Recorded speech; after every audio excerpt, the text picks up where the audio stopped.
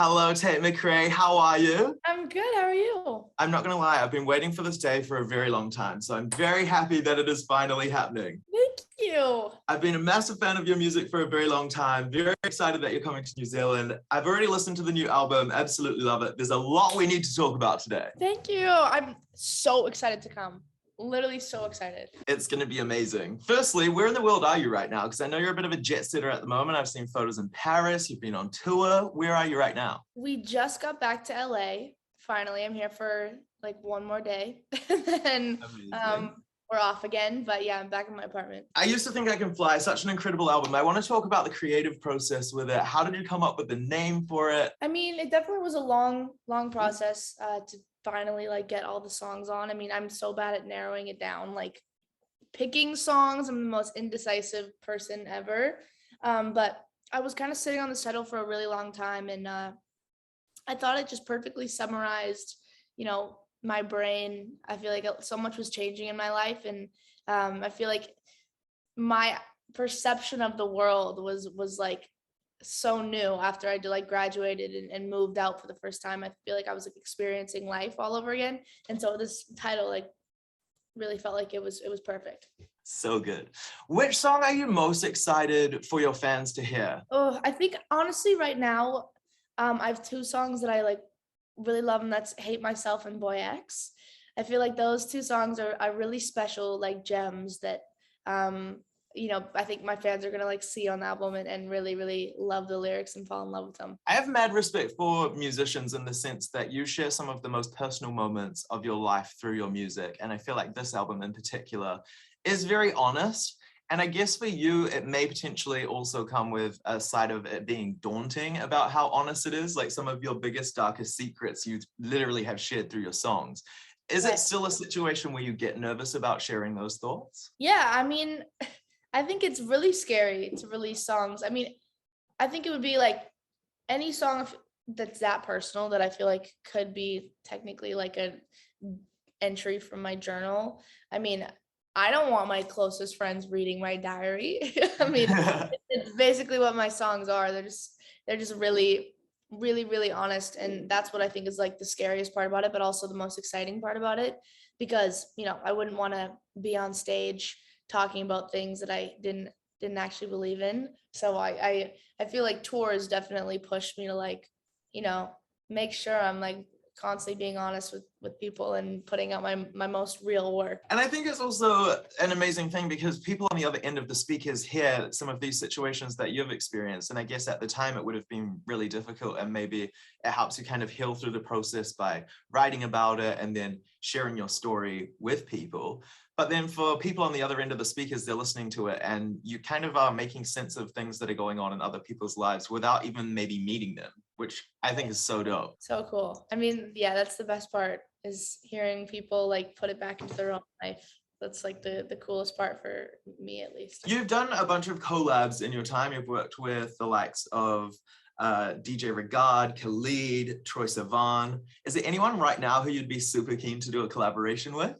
Honestly, I have no idea. I mean, I've always wanted to do a collaboration with Post Malone, but that I don't know if that'll ever happen.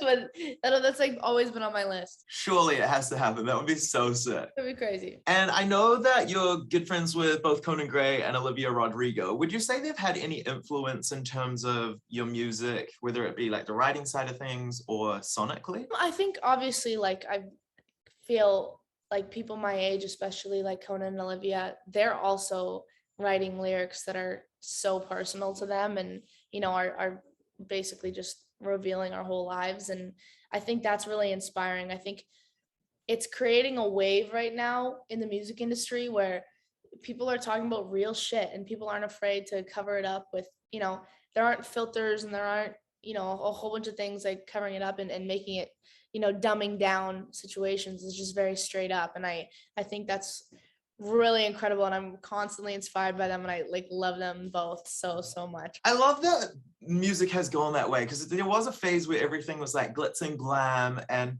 as you say, everything had a filter.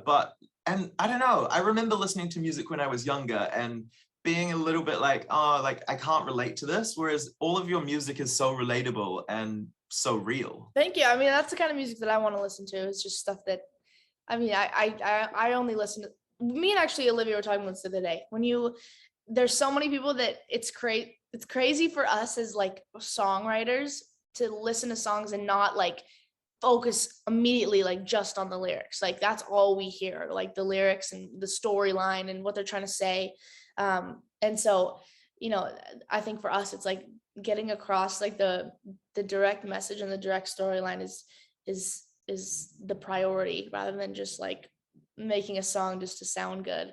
I think, and that's honestly because I don't do it to just make a song. I do it because it's like very therapeutic for me, because it's like literally the only way I'll talk about stuff is through writing. I feel like you have the most dedicated fans in the world. We've been giving away tickets to your show on our radio station, and it's insane. Like the reaction from people is amazing and hilarious all at the same time. Like I had this girl win some tickets the other day, and her literal reaction, I'm not even joking, she just started screaming, and then she was screaming so much that she ended up hyperventilating. And I was like, do I need to call an ambulance? Like, what is going on here? I'm so excited. I think we didn't, especially when we put like the tickets on sale, like we had no idea, because I've obviously never performed in Australia and New Zealand. We had like no idea what was going to happen. It just blows my mind that, I have people listening to music in like New Zealand. That's crazy to think about. So July 24, you're going to be here, Shed 10 in Auckland. It's going to be an amazing show. What can people expect? I think there's going to be lots of dancing. I mean, my shows are pretty like intimate. We just have like a really fun time. I feel like, I feel like me and my fans have a really close relationship, because I feel like we would just genuinely be friends in real life. So it doesn't really feel like a show. It just feels like we're all just like singing together and screaming out our feelings. I love how loud your fans are. Like literally every video you post, everyone is just like screaming the lyrics. They're the best. I fucking love them. So good. Okay, so I've come up with a few questions. This is like a true or false game. It's just questions about New Zealand, and it's super easy. There are more sheep than people in New Zealand. True? Yes. There's actually 26 million sheep and only 5 million people. What? That's crazy, right? Crazy. Oh my God. Wow. Fun fact I can whip out anywhere now. You can pay anywhere in New Zealand with Hobbit money. False. It is false. We do actually have rights to be able to use pictures of hobbits on our money, but I've never seen it, so I don't think it's actually a thing. What? That's bizarre. The steepest street in the world is in New Zealand. True or false? True? Yes. It's Baldwin Street in a town called Dunedin. I'm just literally wild guessing all of these. I love this. You're killing it so far. 50-50 shot. The kiwi isn't just a fruit, it's also a bird. True. True. It's our national bird. And that's why New Zealanders get called Kiwis, not because of the fruit, it's actually the bird. Wow. Yeah. Togs and jandals are essential items when visiting the beach. True or false? What are tods and jandals? I can't give it away yet. You take the guess and then I'll tell you what it is. I have no idea what that is. They're essential. I'm going to say yes, they're essential. That's a 100% hit rate. So togs are like a swimsuit, and then jandals are like flip-flops. What a horrible name. Why can't you just call it swimsuit and flip-flops? Because we're weird in New Zealand. Tate McRae, it has been so great catching up. Congratulations with the release of the new album. I'm going to have it on repeat the entire rest of my life. Cannot wait for you to be in New Zealand. Sunday, July 24, Shed 10. It's going to be a vibe. I will be there, front left, screaming the lyrics back to you. Hell yeah. Can't wait to see you. Thank you so much.